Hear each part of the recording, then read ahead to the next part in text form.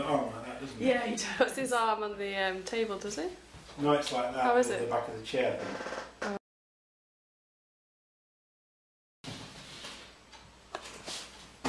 And don't forget, the ad man cometh.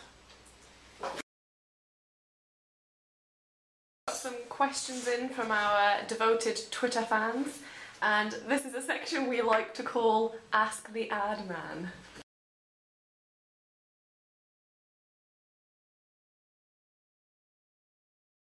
I wouldn't describe us as hapless, but human nature hasn't changed that much, and the emotions that drive people to buy things are still deep within us.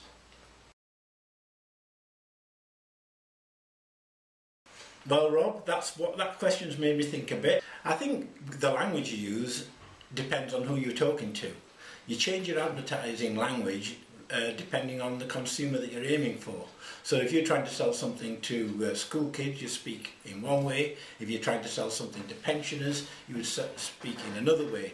And I think transparency and honesty always work the best, because almost invariably, if you don't tell the truth or if you exaggerate the truth, especially these days, you will get found out and you will damage the brand in the long run.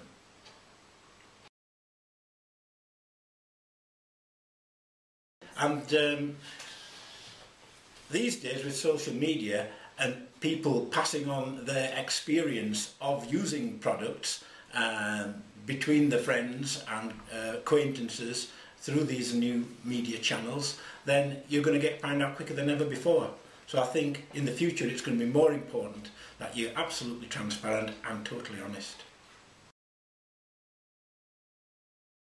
I think that all these types of marketing can work together and link together to bring people's perception of branding, and that you might have seen through all sorts of traditional marketing and offers that come out on traditional marketing. If people on social media then recommend them to you and you've already seen offers, or offers have come through websites, it all works together to create your perception of the brand, your own perception of the offer, and you can judge whether or not it's the right time for you to buy or use that product. Well, that's a good question, and it's the sort of question that was asked about advertising 50 years ago in my youth.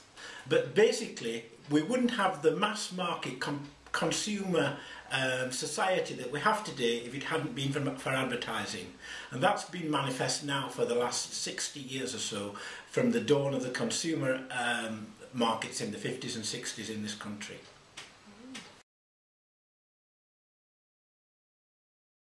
Michael. What made you think of asking me that question? Perhaps I'm too old to have even noticed. I wouldn't say that it's helped us, but on the other hand, I don't think it's been any hindrance. Power ballads.